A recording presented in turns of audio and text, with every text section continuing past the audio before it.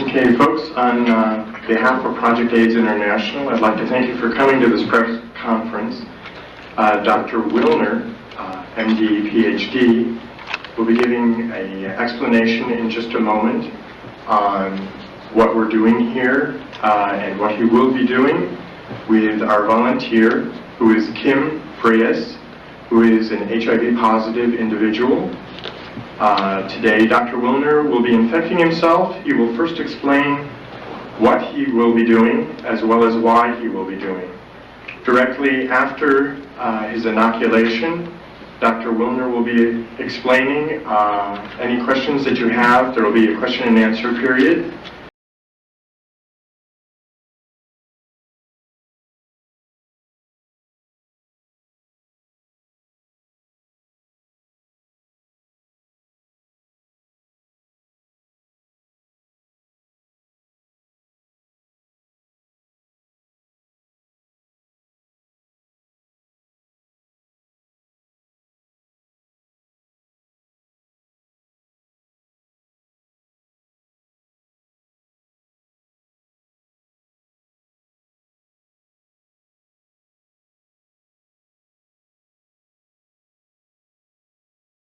And I would like to take this opportunity to welcome Dr. Willner.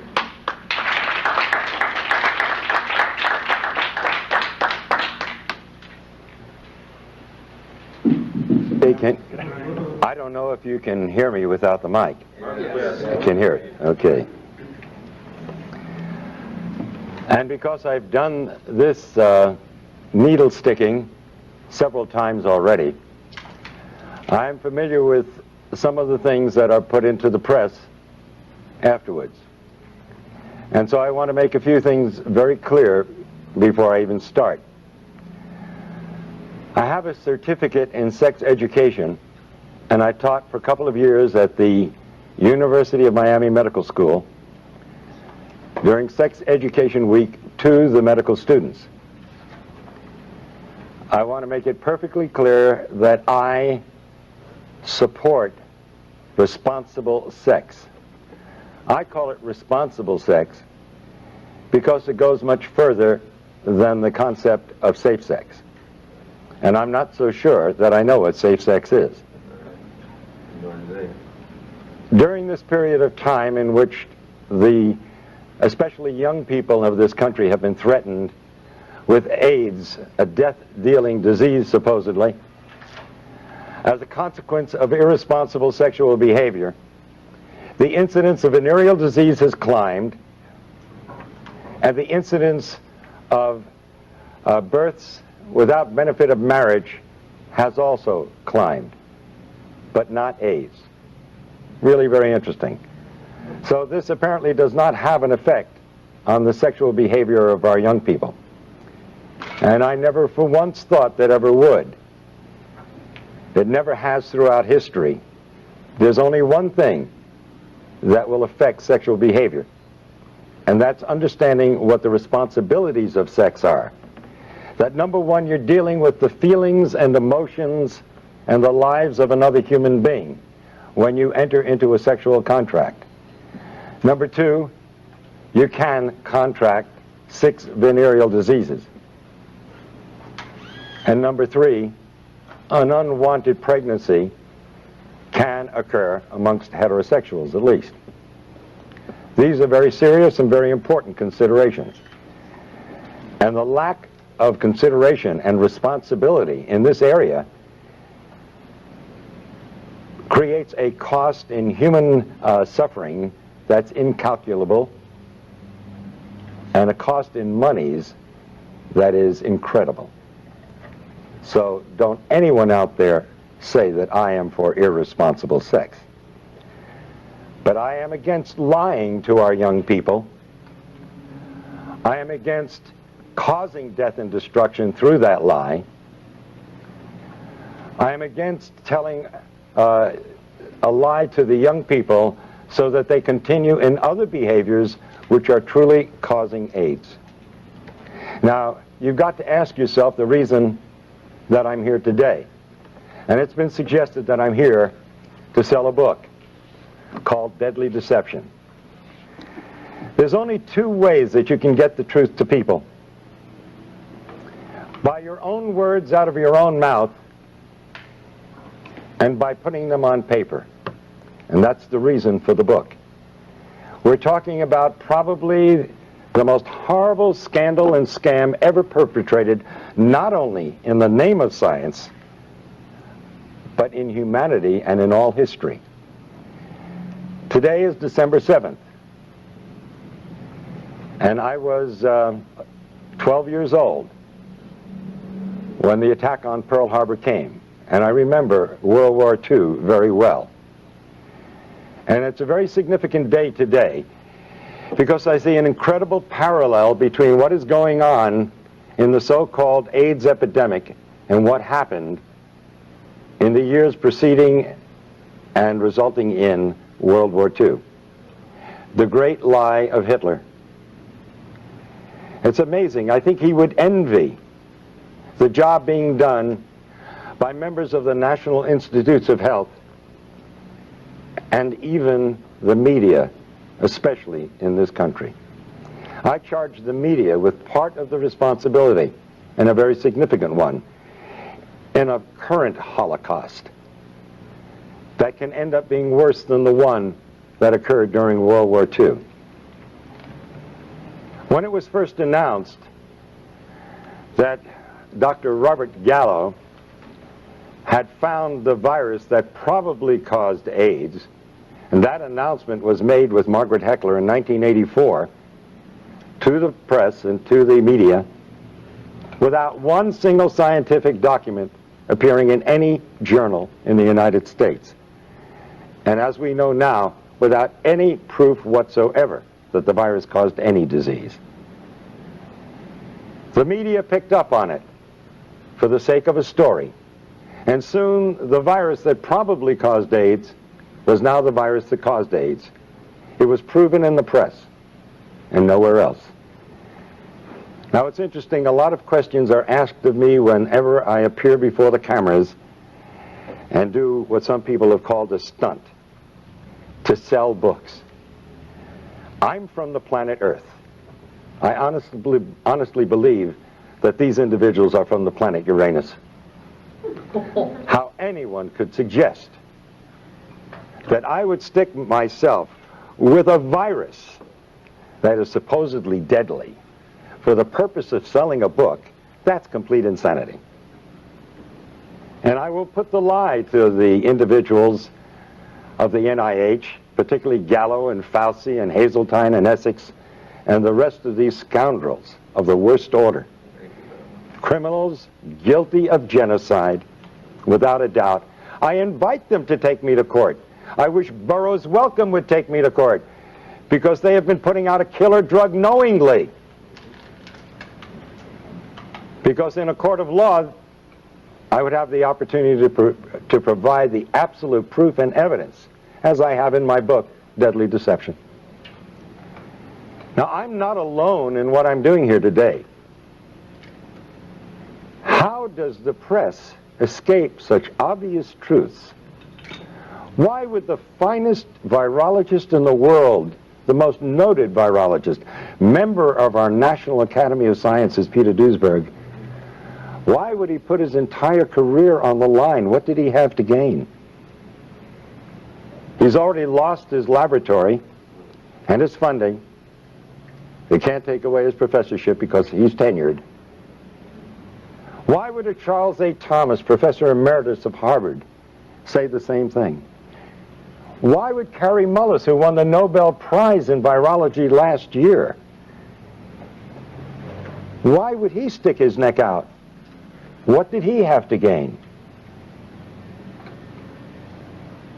These are the questions reporters should be asking. And in order to sell a book, I would inoculate myself with a virus that supposedly is deadly. Ever think that maybe we all know something that you just don't get? That if you take the virus out of the equation, you have a perfectly understandable disease with a perfectly understandable answer. And I might remind you, in case you are not aware of it, and if you haven't read my book, that we have known what causes acquired immune deficiency diseases for at least 70 years. It's in the medical textbooks. It's there for you to read. Number one cause on the face of this earth is malnutrition and starvation. That's African. Look to the headlines of the October 3rd issue of the London Times, Sunday Times last year. And inside headlines that screamed across 2 pages, the plague that never was. Speak to Philip and Evelyn Kreinen, who head Partage with an organization of 250 people, their own hospital, their own doctors, their own laboratories, who have lived in the heart of the epidemic, supposedly, or the supposed epidemic, for 5 years. There is no epidemic. It doesn't exist. They are there. They're not some character who goes through from the World Health Organization and says, oh, I've seen the people dying. Of course you have. We all saw them on television in Somalia. What do you think you were looking at? That was AIDS, due to starvation, due to malnutrition. It's no big secret what's causing AIDS. We've known it for 70 years. Number 2 is drugs. And don't just think of street drugs, because the number one cause of AIDS today is actually 2 medical drugs. AZT, a drug that was discovered in the 60s as a chemotherapeutic drug for cancer and was shelved because it was too toxic to treat cancer. A drug worse than cancer is being used to treat people who are immunosuppressed. Now let's go back to the other causes of AIDS. So it's not only street drugs but medical drugs, but now 3 is radiation. What do they worry about at Chernobyl and Nagasaki and Hiroshima? But number 4 is chemotherapy. Number 4. The number 4 cause of death of acquired immune deficiency diseases. Chemotherapy. And the most toxic chemotherapeutic drug of all times, AZT, is what they're now using to treat AIDS. And the Concord study, completed last year. Now, can you imagine saying to the world, where was the press? Where are you people? Here they're giving a drug that costs thousands of dollars a year, and it doesn't do any good? That's if you want to believe that. But did anybody here bother to look at the insert, the paper that comes with the drug? It's a DNA terminator. It means it is a terminator, just like the movie. It terminates life. You terminate DNA, you terminate life. And they talk about side effects in the insert. When are you going to learn there is no such thing as a side effect in medicine? It's an unwanted direct effect. And you know what one of the unwanted direct effects of AZT is? Lymphoma, cancer, one of the diseases of AIDS, as they call it. Oh, another so-called side effect, which is really an unwanted direct effect, pancytopenia. You need a definition? Pancytopenia. Pan, all, cyto, cells, penia, loss of all your cells. That's AIDS. That is the definition of AIDS. So AZT, by definition, by their own drug insert, causes AIDS, and nobody survives AZT. That will eventually lead to your death. And they've cut the dosage way down because it was killing them too fast. It's like giving somebody a large dose of strychnine and they die within 5 minutes. And so the next person, you give them a few drops of it and they last 4 or 5 days, and you say, strychnine's a wonderful drug. This person lasts 5 times longer. This is the kind of thing that they present to the world. Now, I have offered for over a year now, and I continue to offer it, $100,000 to anyone who will give me one scientific document that proves that HIV causes any serious disease. It doesn't. It is a scandal and a scam beyond belief. The virologists who are responsible for this, what do they have to gain? Now, I don't know what Duesbury had to gain, or Charles A. Thomas, or Kary Mullis. He already got his Nobel Prize. Why does he come out and say it? And he's the one that found the test, the PCR reaction.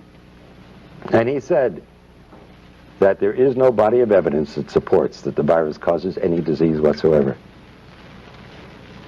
But what about the individuals who have perpetrated this lie? They are all multi-millionaires. What do we have to say about the National Institutes of Health when a private laboratory, independent laboratory, found AZT to be 1,000 times more toxic than the laboratory of the NIH? We can understand a 5% error in a laboratory, even a 10% error. But a 10,000% error? Or 100,000% error? That's fraud.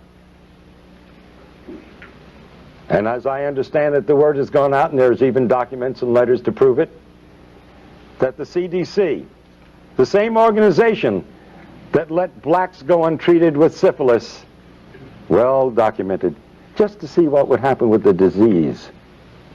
This same organization who had to admit that they can't give in on the AIDS thing now because nobody would ever be able to trust the government. I think the last election tells us what the people think about government. But science is acting no differently than politicians do. And now we have disease by politics. Isn't it strange that the same day or the day after Robert Gallo filed for a test for HIV after it was announced? This sounds like premeditation. You mean he just happened to have this test available? And so the same day or the following day, he files for a patent? He had a test. He was simply looking for some kind of a disease he wanted to apply it to. And that test. 30,000 Russians who tested positive for HIV were then tested with another test that's supposedly far more accurate to confirm the positivity.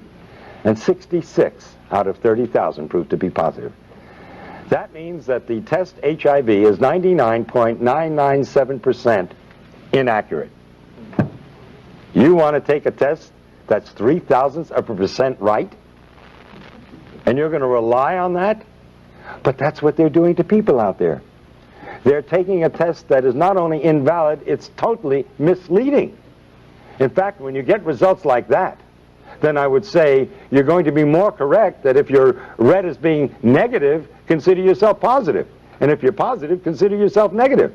And by the way, at the request of many individuals, I did go for a test a couple of weeks ago in New York City at the biggest clinic there that does more testing than anybody else.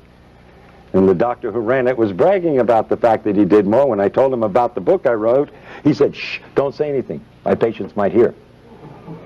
Okay. I tested negative.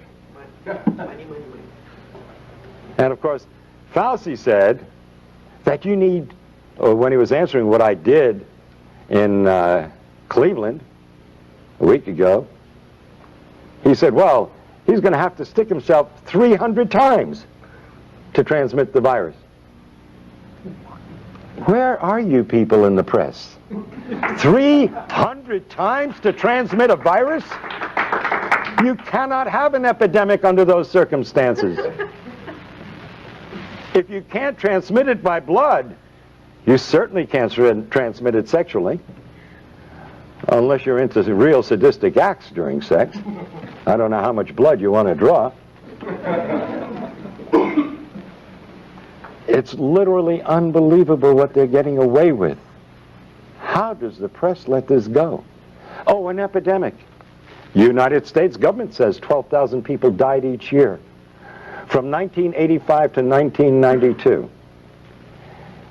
Now, a child in public school will tell you an epidemic starts out in 1 year. You got everybody's involved. That's where they would put it. 12,000 a year for 7 years in a row? That's not epidemic. By definition, it's endemic.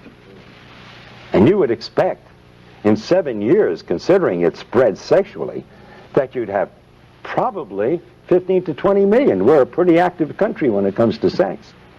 We like to put it down, but we sure belie it in the behavior that we do. Oh, an epidemic, really. In Russia, 105 deaths from AIDS since 1987. In Philippines, 80 deaths since 1984. Epidemics? There is no epidemic. But who has to gain from this?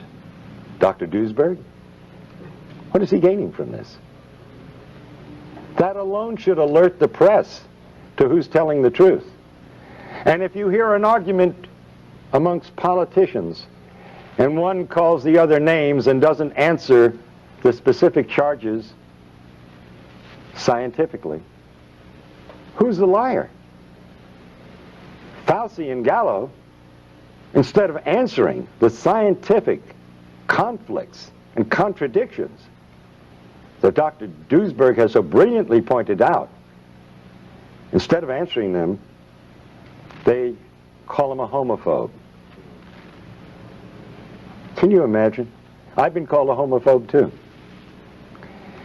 I wonder, I come here with a message of hope to not only the gays, but to the blacks and the Hispanics and all the other outcasts of society, which strangely enough are the only groups that have been connected with the so-called AIDS. Because you see, if you belong to one of those groups, you've got AIDS. But if you don't belong to one of those groups, you get the respectable diagnosis of you have tuberculosis, you have lymphoma, you have leukemia, you have Kaposi sarcoma, pneumocystis pneumonia, 30 plus diseases. Where is the press?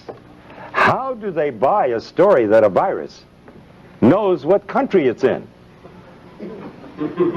3 symptoms in Africa, but 30 diseases in the United States and Europe. How do they buy the story that a virus has prejudices? It prefers men over women 9 to 1 in the United States and Europe, but men and women equally in Africa. It knows whether you're gay or straight, married or single, black or white. It should be hired by the immigration department because it does one heck of a job. This is what they've been feeding to the public, and this is what you and the press have published. It's funny, every time that I've stuck myself with a needle, I get calls from major television shows by excited young people who want to tell the truth. And then I get a call 3 days later telling me that it's been nixed at a higher level. That's no surprise. After all, who am I fighting? 2 drug industries. One supposedly legitimate and the other illegitimate. And they do an awful lot of advertising, the supposed legitimate ones. All those things out there that they sell for your colds and everything else, that's the pharmaceutical industry. And they also put out prescription drugs, most of them. And they pull the purse strings. And so we have a better propaganda machine in the United States than Hitler had in his time. You see, Hitler pulled off a lie, and he was condemned for it by most of the world, although believed by 3 major groups of the Axis powers. The liars and killers like Fauci and Gallo and Hazeltine and Essex and Flossie von Stahl and the Margaret Fischels, these people are getting by with the lie and getting paid immense sums of money for it and praise from the rest of the world while they murder. The study at the University of Miami was completely fraudulent. You see, I believed that the virus caused AIDS from 1984 to 88, and I treated AIDS patients. One of the few doctors willing to. Doctors were scared for their lives to even treat the patient. By the way, sticking my finger, nothing new. I did it lots of times in treating my AIDS patients. And in fact, it's amazing that in spite of the fact that we are at such great exposure to this deadly disease, the incidence of the disease amongst medical personnel of all types is less than the general population. This is a first in the history of science. Think about that. How is it possible? Maybe the virus has nothing to do with it. Not only maybe, the virus has nothing to do with it. In 1988, I was invited to a dinner where Burroughs Wellcome was going to push AZT as a drug for treating AIDS. And we were told we could ask questions during the dinner because Margaret Fischel was going to be speaking. And when she mentioned that the drug AZT had 56 side effects, I raised my hand. And I said, Dr. Fischel, how do you do a double-blind study on a drug with 56 side effects? You've got to know if you're on the drug. And she said to me and the rest of the doctors sitting there, well, the placebo had 31. And I raised my hand again. How could a placebo have 31 side effects? How could an inert substance have 31 side effects? I didn't know what was wrong then, but I knew there was something wrong. I knew there was something dreadfully wrong, and I didn't know how dreadfully wrong and how deadly wrong it was. But the answer came years later.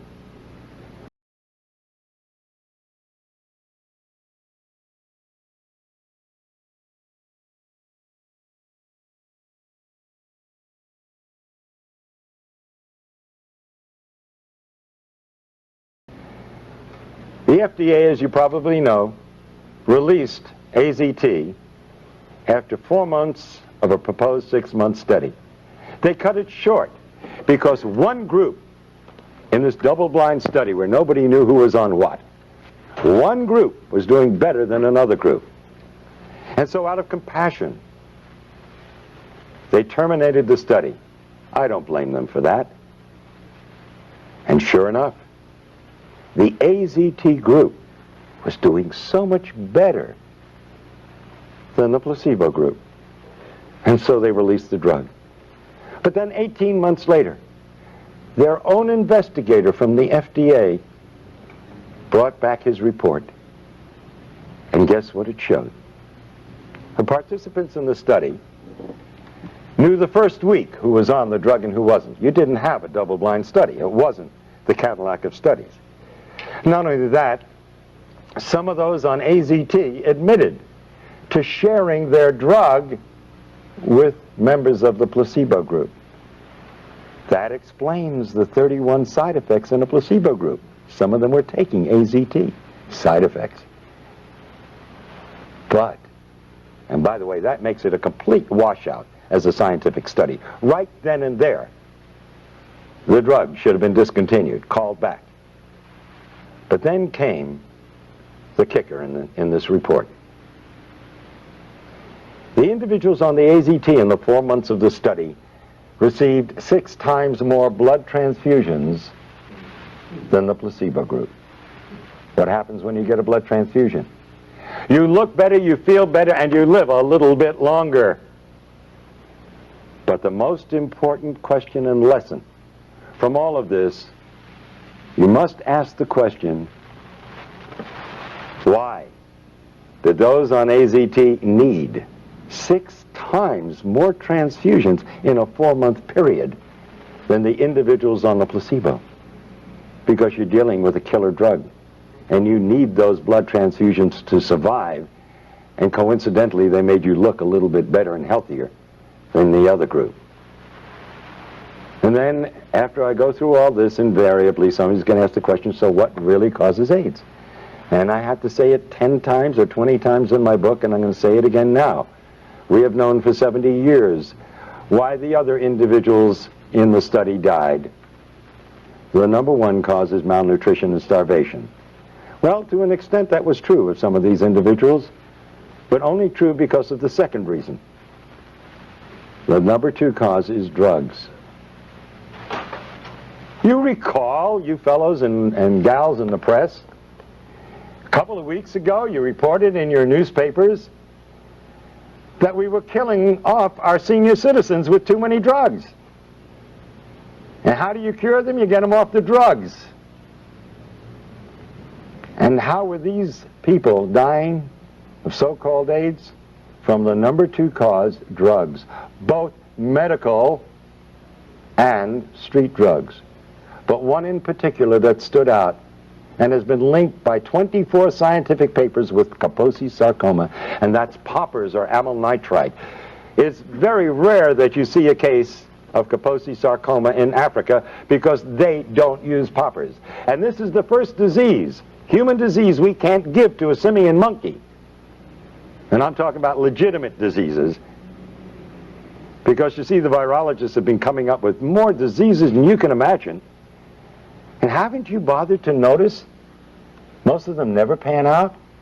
They disappear from the headlines and they're never heard of again because they weren't diseases really in the first place. Like SMON, a disease in Japan. For 15 years they pursued viruses.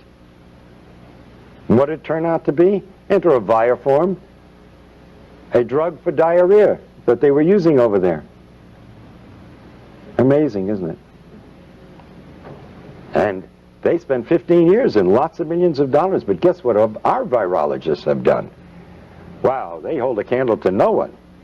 For 20 years in Nixon's war on cancer, they spent over $20 billion looking for a virus that caused cancer. And they came up empty-handed. They not only couldn't find a retrovirus, which was the ideal choice because it doesn't kill cells, and it's multiplied by the cells, which is what cancer cells do, but they never found any disease that it caused. But guess what they chose for the scam of AIDS? A retrovirus. Already $20 billion in 20 years, we found nothing that it does. And we also found that absolutely it doesn't kill cells, because if it did, it would commit suicide. It needs the cell in order to replicate, to be alive. So the epidemic would be over before it began. It's impossible. But this is the virus. They've just spent another $20 billion in only 10 years' time. And they're asking for more. And now they want to give us a vaccine. See? Oh, will they make money with that? They not only have a test for HIV, which, by the way, is not for the virus. It's for immunity. Like I say, it's the first disease in the history of medicine. When you're immune to it, you're going to die from it. But now, they want to give us a vaccine. The test HIV tests for antibodies, not for the virus. Well, antibodies is what you get when you use a vaccine. You want to produce antibodies to fight the disease. I'm at a loss to understand. If we already have the antibodies, why do we want to create the antibodies? Kind of redundant, isn't it? Oh, by the way, if you take these very same antibodies and you put them in Gallo's culture in his laboratory, you just ruined his multi-million-dollar culture that he's making a fortune out of. Because you see, these antibodies destroy the culture. Does the press bother reading? Do they understand the English language? And yet you want to condemn me and say that I'm out for publicity? Well, what is it that Peter Duesberg is out for? He held the reputation, and still amongst honest scientists, as being the foremost virologist in the world. What is Kary Mullis out for? He just won the Nobel Prize. Why does he want to put at risk that incredibly marvelous reputation of being a Nobel Prize winner? Why would he put that at risk? Unless maybe there's still some honest scientists around. Now what about the rest of them out there? You know, I often ask myself the question, if my children were still in school, and I had house payments to make, and I had to put them through school, etc., would I be doing what I'm doing today? I don't think I've ever answered the question because I'm kind of afraid of what I might answer if I was going to answer honestly. And he who is without sin shouldn't be casting any stones. So I won't cast the stones at the thousands and thousands and thousands of virologists out there who are going along with this scam. Because you see, they would be out of jobs if they dared criticize Margaret Heckler or the heads of the NIH. They'd be out of jobs, and they'd have families that they have to support, and futures that would be down the drain. You don't cross the establishment. And so the lie is being perpetuated by the silence.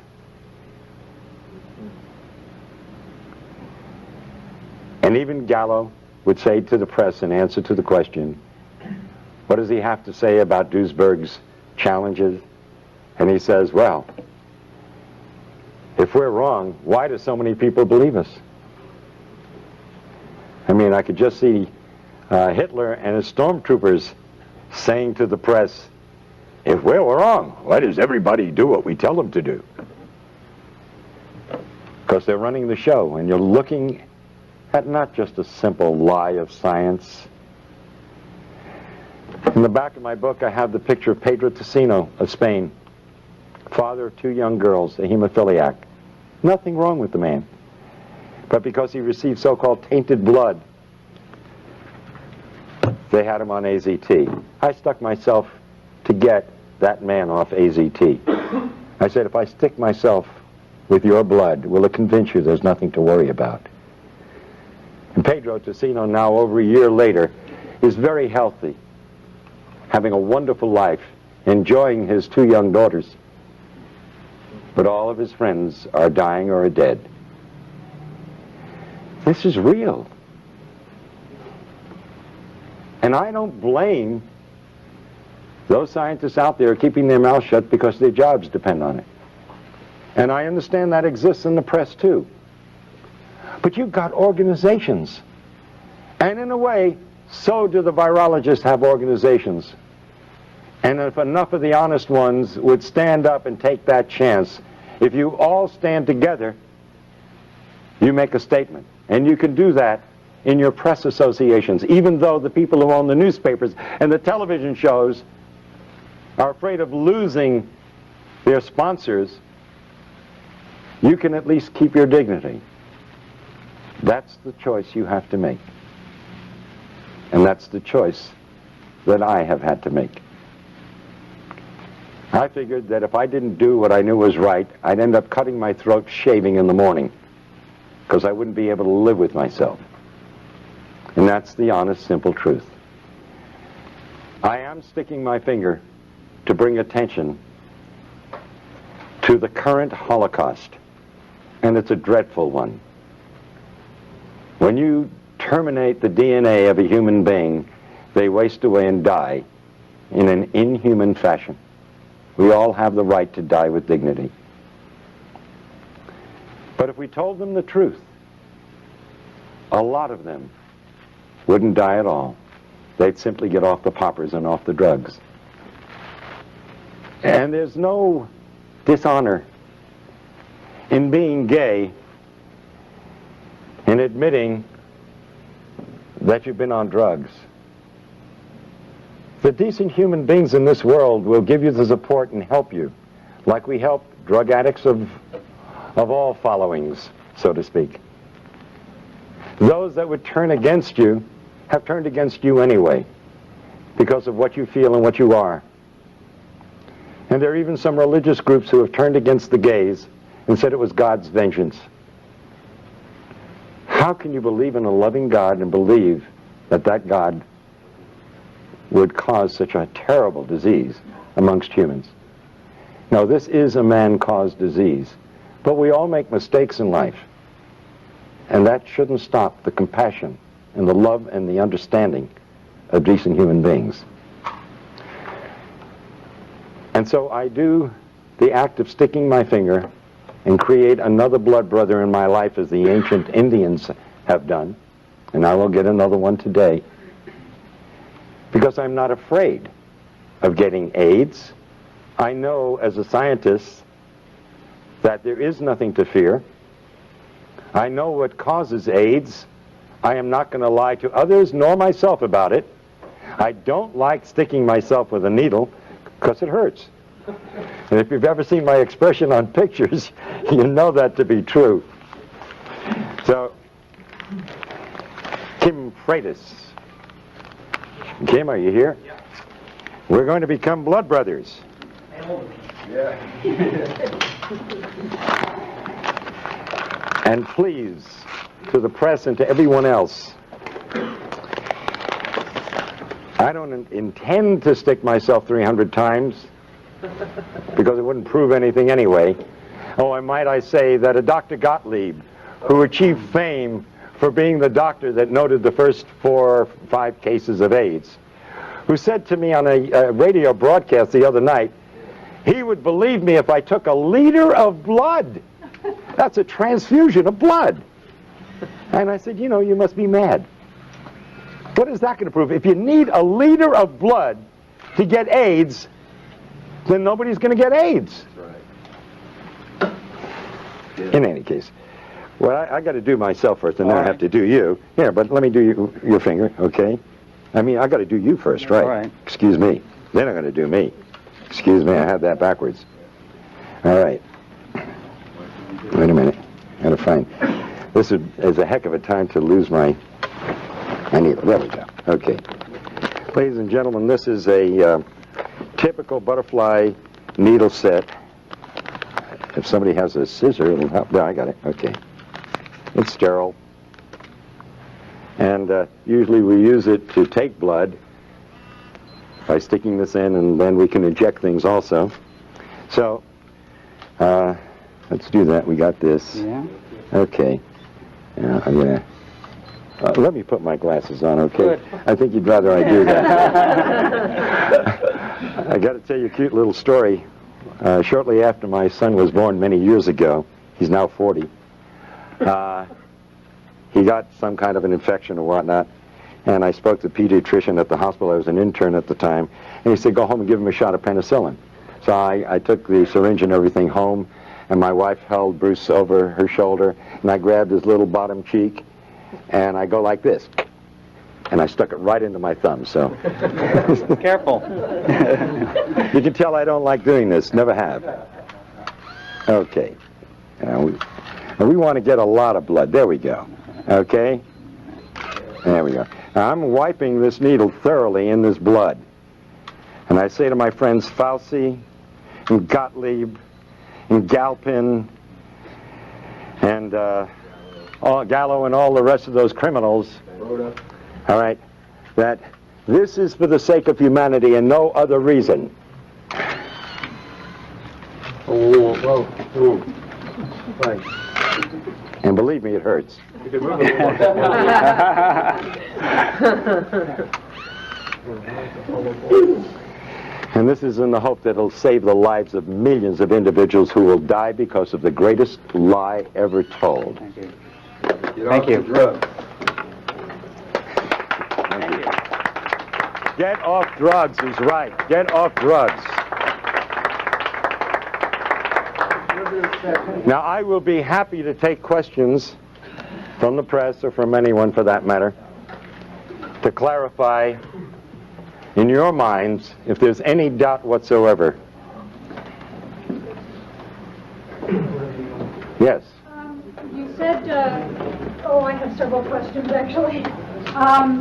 You said that you were tested in New York by a leading physician there. Can you say where that was and by whom? Yes, it was in the Greenwich Village area. In fact, Karen, I think you have the issue of the native. That ad should be in the back of the native. If you'll get it, we'll give you the name and the address of the clinic, because it's widely advertised. And that's where I went, where everybody else is going.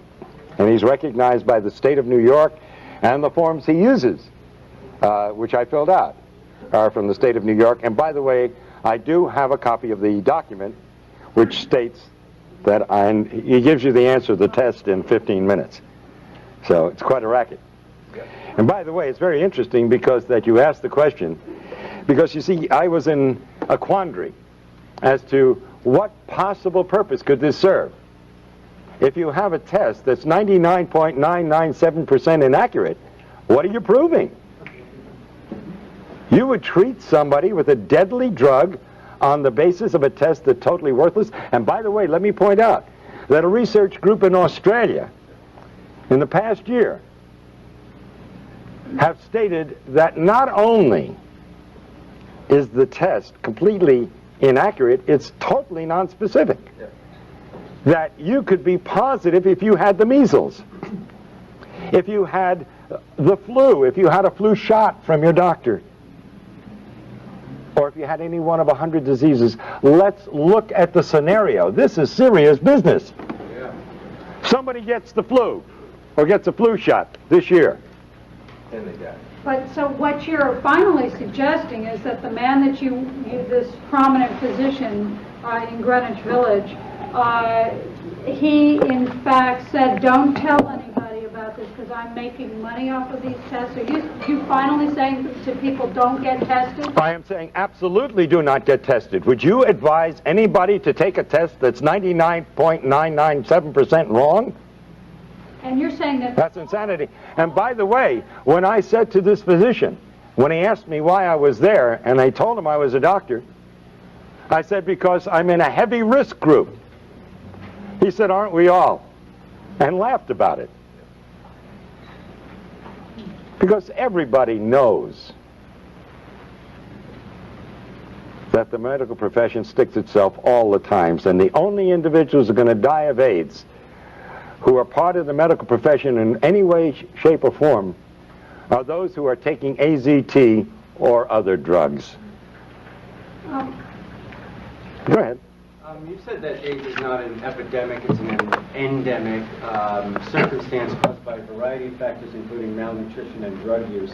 How then can you explain the years of potential life loss in the 250,000 plus people who have died of AIDS, according to CDC definition, where drug use has been going on for centuries, and suddenly we're losing people in their 20s and 30s because I'm not sure what you're... Okay, that's an excellent question, really, and you're using your head. That's the kind of question you should have been asked of Gallo at the very beginning.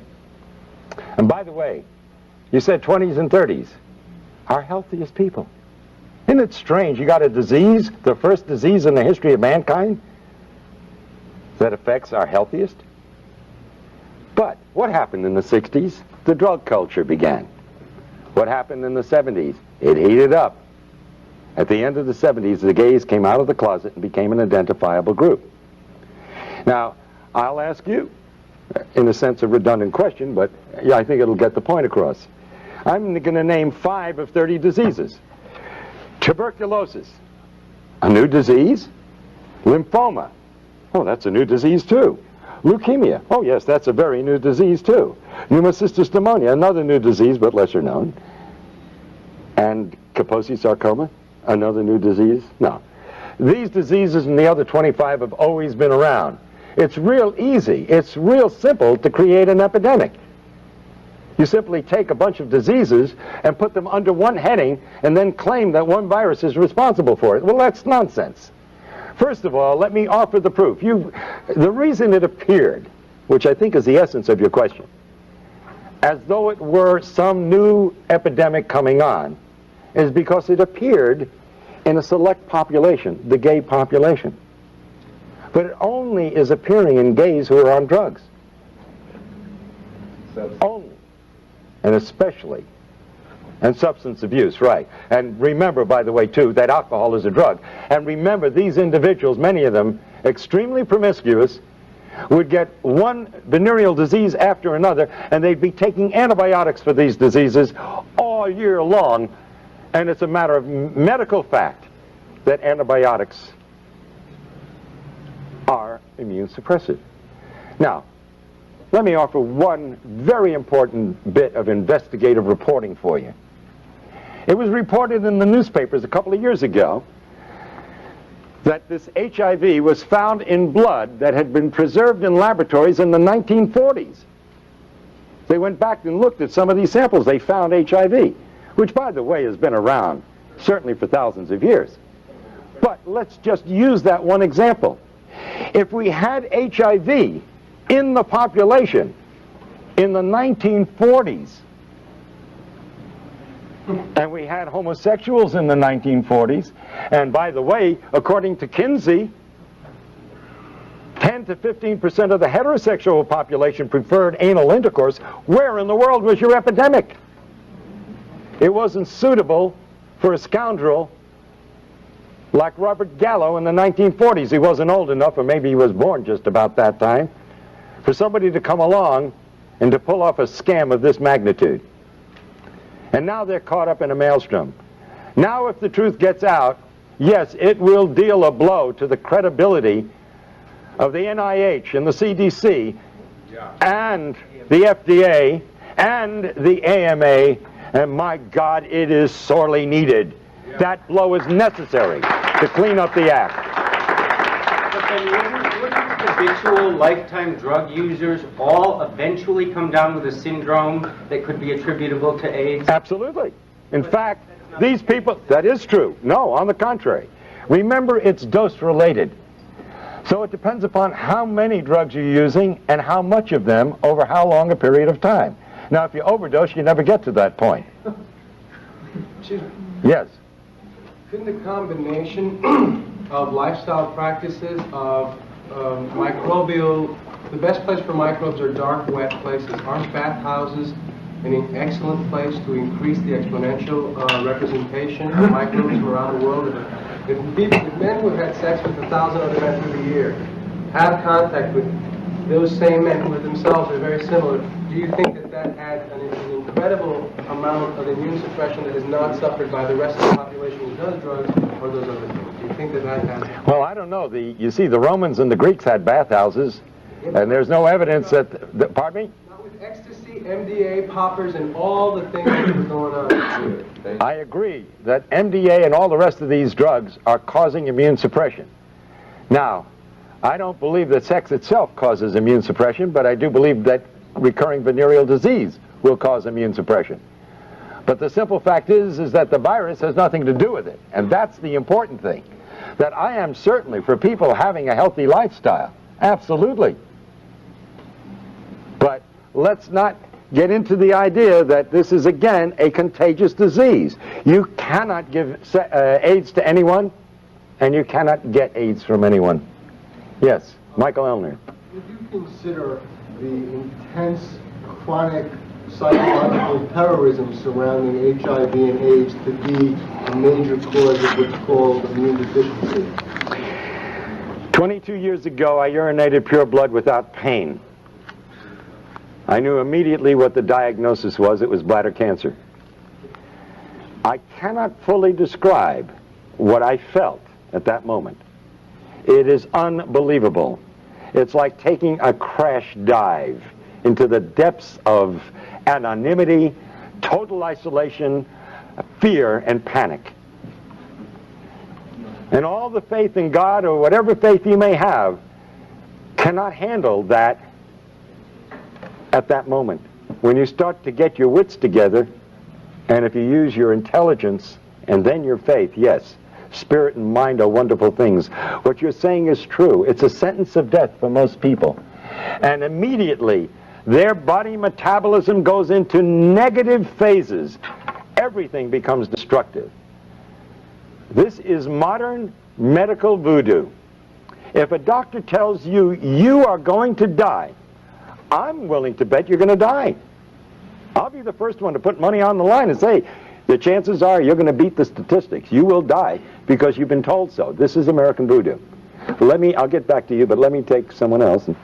Yes, Dr. Willner, I really appreciate what you're doing. I've been out here trying to inform people about this disinformation for a number of years now. Robert Gallo, who is a proven medical fraud and a multimillionaire marketing a test, the AMA itself, in its own medical journals in the 80s, have said that these tests are bad science.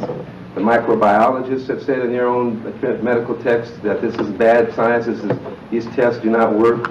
The hematologists have said that this is false, these tests.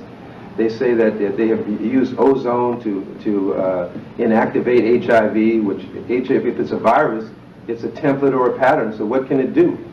I mean, these are just basic medical facts. How is it that this has gotten by the entire population, you know, and the media is pushing this lie? Arthur Ashe, for example, was on 30 pills a day the 3 months before he succumbed, including AZT.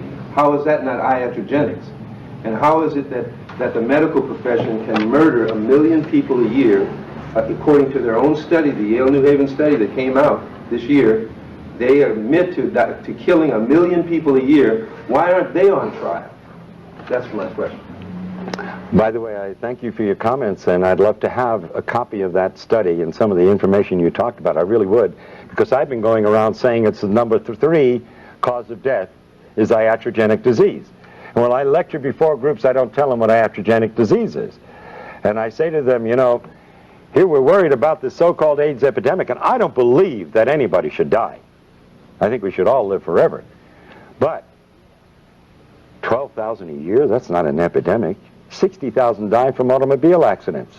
120,000, I've been saying, and I hope you're going to help me change, 120,000 die each year, they admit to, from iatrogenic disease, 500,000 from cancer, and 800,000 from heart disease. And I'm glad you're telling me it's 1 million, because I've been saying, they say it's number 3. I really believe in my heart it's number 1. Deepak Chopra said Sure. it's the number 1 cause of... I agree with him. Absolutely. Now, if we took the figure of 120,000 being killed by doctors, not malpractice, but as a normal course of everyday medicine, then doctors are 10 times more dangerous than HIV. Now you're telling me it's 100 times. 100 times. Yeah, I want those figures really desperately. In 1964, Please. They admitted 350,000 in 1964. Well, I will be indebted, because that's powerful stuff, and I really, you know, it's funny, you never know where the figures are going to go, but with medicine anything's possible. Yes, pardon me?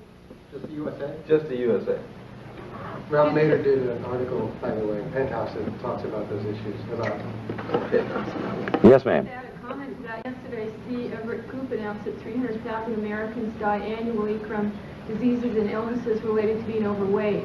So I don't know how that multiplies out, but it would certainly be a lot more dangerous to be overweight than to be HIV infected. You know, that's a very good point. Yes. There you go. Thank you. That's a very good point. You know, I pick up some marvelous ideas from some very bright people, and I can't tell you how much I appreciate it. I'm going to be using those. Do I have your permission? I hope. Okay. Could you give some insight on how this mechanism works with pediatric AIDS? Oh, okay. That is another good question. First of all, I challenge anybody, except there are always exceptions, and the exceptions are, of course, as we know, genetics. And children sometimes born under circumstances where we don't have all the facts, but I would say 99% or better of the individuals born with AIDS, if they actually have AIDS, the mother was a crack mother, was on drugs, no question about it, or had obvious incredible immune suppression for what other medical reasons, as they say. I'm thinking of particular is Elizabeth Blazer, and her child got it from her.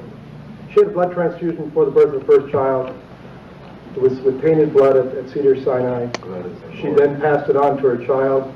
She passed on HIV. The story, yeah. Okay, let's call things HIV, not AIDS. Right. Now what The happened? child, after about 3 years, got very sick. They didn't know what the problem was. Mhm. The doctor said nobody knows what it is. They finally did an HIV test on the child, found out that she had it, and then she died. Ariel died. But there's a gap there. Where- They found out she's HIV positive, and then she died. How much time and what was done in that period of time? I can't answer that question. I mean, listen, I was in the practice of general medicine for a lot of years. I had one of the largest practices in the state of Florida. And I can tell you, I treated a lot of kids over a period of time that got very ill in their first 3 years of life. You mean they had AIDS? The test that they had. Now, they did a test. I will guarantee you, I don't know what she died of, and I can't answer. But I will tell you, these kids who are diagnosed as HIV, if they're given AZT, they will die of AIDS. Absolutely. Most of them will not die, just like most of the kids I treated did not die.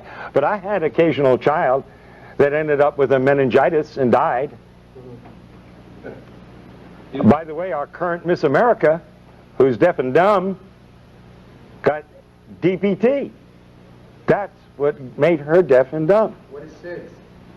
Yes, sudden infant death syndrome. Can Yes, now we'll go back to you. Go ahead. how do you explain then the T-cell decline in those who have not taken AZT and are not psychologically at effect? You know, don't believe it to be a Wonderful question. Really great. Now let me tell you a little bit about medicine. See, I was always confused by this T-cell thing. Because T-cells are nothing more than lymphocytes and leukocytes. They're our body's way of fighting infection. Now, when somebody came into my office with a bellyache, I would do a white count, which includes the T-cells. Now, if the white count was like 5, 6, 7,000, didn't think anything of it. There's a bellyache, some bad food, maybe a viral infection, you know, the great dumping ground viruses. They even had me thinking that way. But if it was 20,000, I alerted a surgeon. You see, the body creates the T cells when it needs it. If you don't need it, you don't got it. Why would you walk around with a lot of T cells when you've got nothing to fight? And I can tell you one thing we have always known. There is no correlation between severity of disease in AIDS, so to speak, and the T-cell count. It doesn't match up, and I'll tell you why. You look a little bit confused when I said the fact that you will not have a high white count unless you have a severe infection. However, which means that if you don't have a high white count, it's not bad. If there's nothing else wrong with you, then I'd say, well, that's normal. Well, why do you want a high white count? If you got a bad cold, you'd get an elevation in your white count. Now, we know for a fact, it's well documented, that you have individuals who have died with AIDS with elevated T cells. And we have individuals who've been healthy.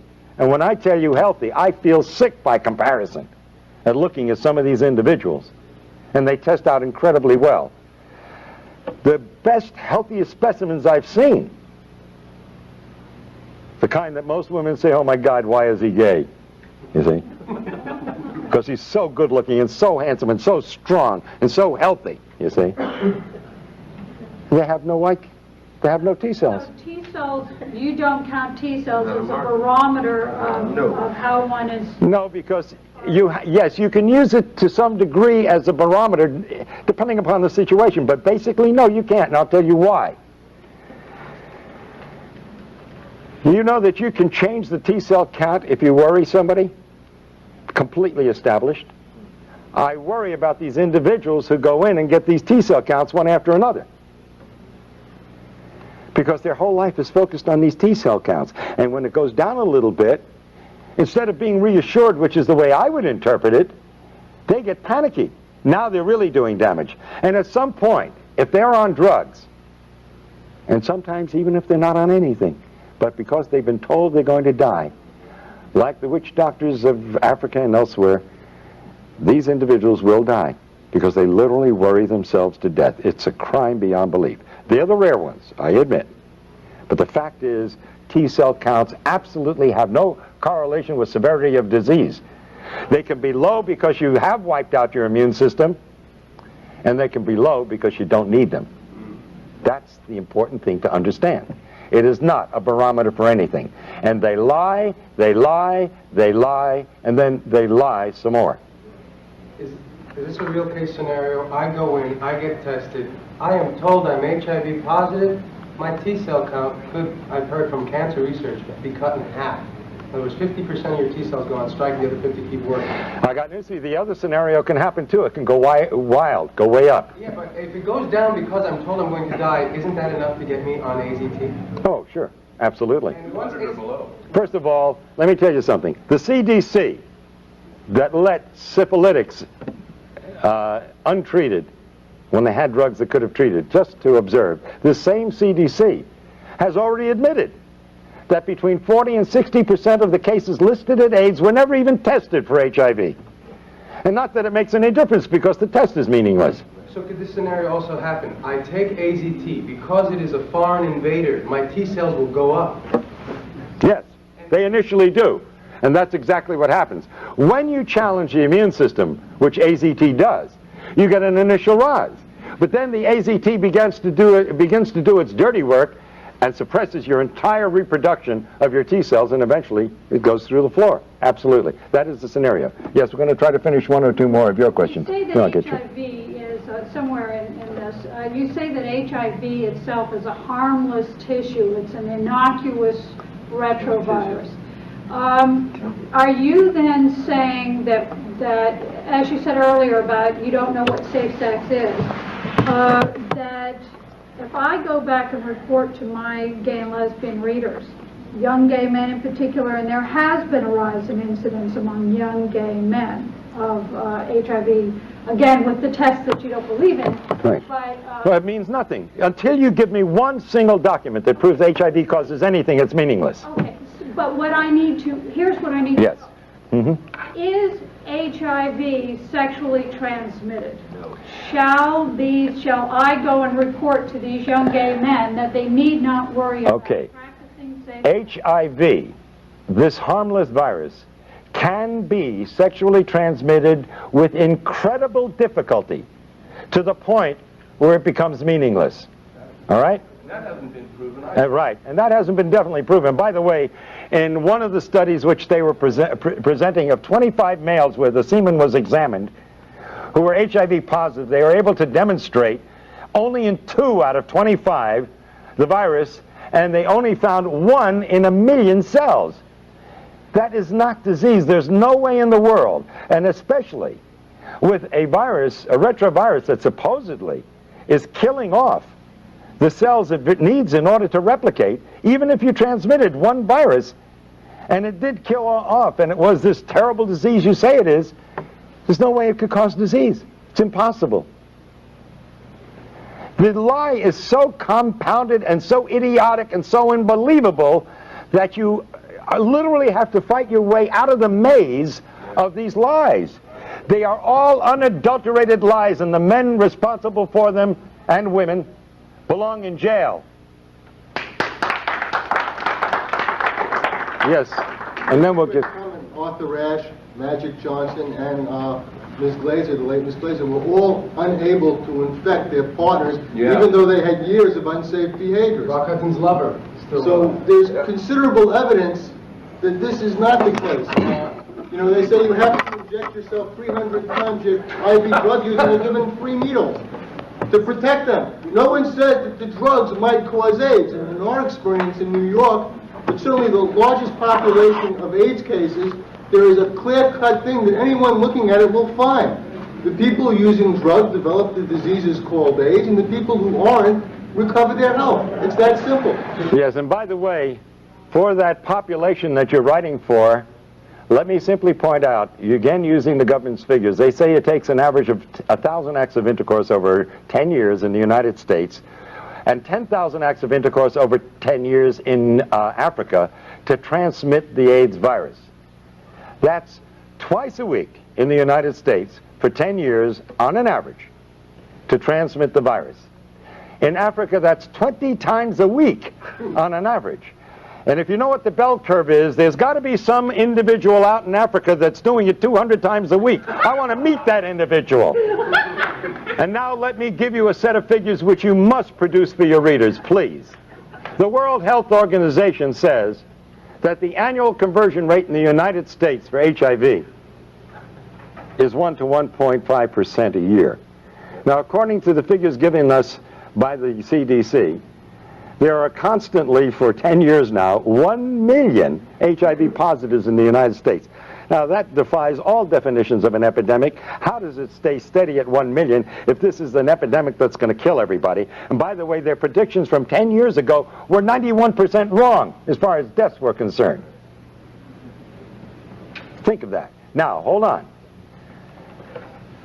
1 to 1.5% per year would average out to 67.5 years for everybody who's HIV positive in the United States today to become full-blown AIDS. That's the annual conversion rate, published not by me, by the World Health Organization. But in Haiti, it's 1/10 that. So if you're HIV positive, I would advise all your readers to go to Haiti. They got a 10 times better chance of survival if they go to Haiti. Because there it will take 1,000 years for everybody, this is World Health Organization figures, for everybody who's HIV positive today to become full-blown AIDS. But hold your hats, hold the presses, young lady. Tell your readers this, and I quote the World Health Organization. Maybe I should put my hand like this while I say it. But they say that in Zaire, you have 100 to 150 times better chance of survival if you're in Zaire than if you live in the United States. In other words, there, it will take 25,000 years for everybody who's HIV positive today to become full-blown AIDS. Now, I think you ought to urge your readers, all those with compassion and with heart, to take the first plane to Zaire and to stop anyone on the street and ask them, are you HIV positive? And if they answer in the affirmative, I think you owe it to them as a conscientious human being to say, sir or madam, are you aware that in the next 25,000 years, you're liable to die of AIDS? Those are government figures, they're not mine. The ridiculousness of it demands that you print those figures, that they give them to your readers. Isn't it interesting that Africa and Haiti have similar situations in North America and Europe? Although Africa is closer to Europe, you would think that infectious spread would spread closer to the center of the origin. The answer is very simple. Malnutrition and starvation can lead to death, and at a very variable rate depending upon the malnutrition. But AIDS due to drugs is a much shorter period of time. And iodocanol, it's a drug from Ciba-Geigy, or no, LaRouche, I think. They've been injecting people in Zaire and Angola and in Haiti with this iodocanol since the 1970s. And this is a hepatic drug. This kills the liver. And the liver is your biggest filter of your blood in the body. And if you destroy the liver, it has more than 500 functions in the body, then you're dead. By the way, let me throw out, I think, an overall principle to take a look at very seriously from the point of view of disease and death. And this applies to AIDS as it would apply to any disease problem in humanity, and with this I'm going to end. The bubonic plague killed half the population of Europe. The question you must ask and must answer, if you're going to be a rational thinking human being, is why didn't it kill the other half? In the United States, in 1919, 18 million people died of the flu. My question is, why didn't the other 92 million die? The answer to that, and every reporter owes it to their readers, is very simple. The bugs do not cause the disease unless there's a suitable terrain. And so the answer to all disease is not to take a shotgun and blow a human being apart, but to simply prevent the disease to begin with by living at peace and in harmony, not only with your fellow human beings, but with every organism on this planet. And thank you.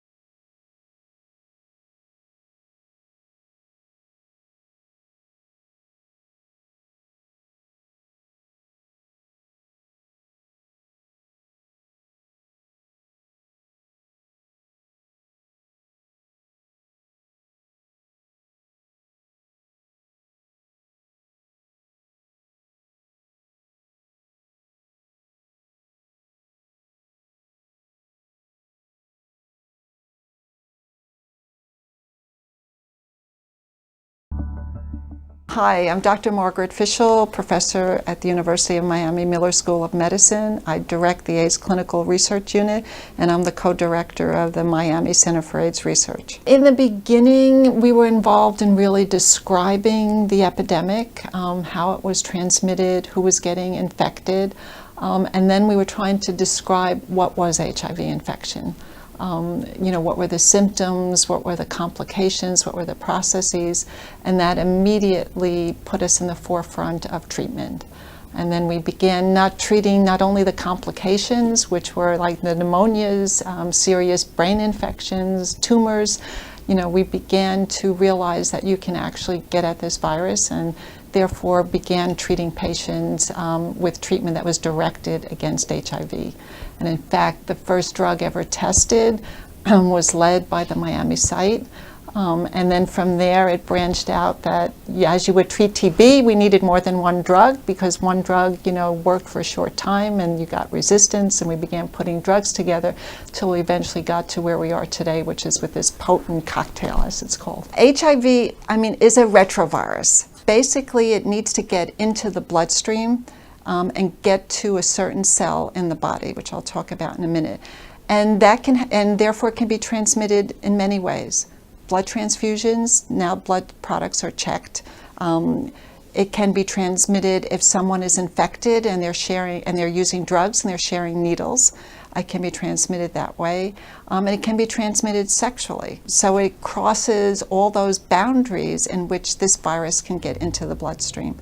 Once the virus gets into the bloodstream, it attacks a very specific immune cell, a cell that helps you defend yourself against certain types of infections and certain types of cancers. And it gets to that cell, it gets inside that cell. It integrates its DNA or genetic coding right into that cell. And therefore, the signal for this virus is there. And it's there permanently in a lot of ways. And then if that cell gets stimulated or activated, it makes new virus, it makes new progeny, if you want, that then break out of that cell, kill that cell, and then go out and infect other cells. Well, the reason that only one drug has been made available, AZT, because it's the only drug that thus far has been shown in scientifically controlled trials to be safe and effective. It isn't a question of there are a lot of drugs around and only one is being released. That's the only one that has been shown to be effective. A widow whose haemophiliac husband took a so-called wonder drug is fighting today to prove it killed rather than cured him. Bob Threakle was diagnosed HIV positive after he received contaminated supplies of the blood clotting agent factor VIII. But despite the diagnosis, he remained fit and well until he was prescribed the anti-AIDS drug AZT as a preventative measure. When AZT first came onto the market, it was hailed as a wonder drug which could delay the onset of AIDS for people like Bob who were HIV positive. But in April this year, a major medical survey cast serious doubt on the drug's effectiveness in treating cases such as his. Bob's wife Sue is convinced the drug caused damage to his immune system, leading to his death many years earlier than expected, and she's now the first person to be granted legal aid to fight her case. Sue's in our Birmingham studio. Good morning, Sue. Morning. When Bob was diagnosed as HIV positive, what was his general health actually like? Well, until that time, he'd managed to carry on a perfectly normal life within our family. You know, we managed family holidays and all that sort of thing. Perhaps on paper, his immune system may have been showing some signs of decline, but certainly not to the extent that it affected him on a day-to-day basis. So, once he was prescribed AZT, what happened to him then? Well, almost from the moment he started to take it, he began to suffer what we now see to be side effects. Nausea, vomiting, digestive upsets, muscle wastage, tiredness, anorexic symptoms, weight loss and so on, which at the time we put down to the possible onset of full-blown AIDS, but we now all firmly believe to be a result of the drug. How are you that convinced then, Sue? Pardon? Why are you that convinced that it was AZT that caused it? Because since Bob died, I've been contacted by hundreds, probably, of people all around the world who have experienced similar things. I also have personal experience with several friends who've been on AZT, some of whom have taken themselves off it against doctor's advice, and having suffered the same sort of side effects of Bob, I've since recovered.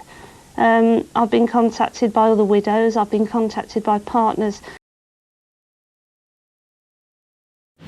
I think zidovudine was a drug that was never really evaluated properly, and that its efficacy has never been proved, but its toxicity certainly is important, and I think it has killed a lot of people, especially at the higher doses. I personally think that it is not worth using alone or in combination at all. John Lauritsen had by now written his seminal articles on AZT in the New York Native, and had dug out freedom of information papers pointing to the dishonest and fraudulent use of data from the AZT Phase 2 trials. But the real horror of this study only became apparent after going through documents which were obtained under the Freedom of Information Act.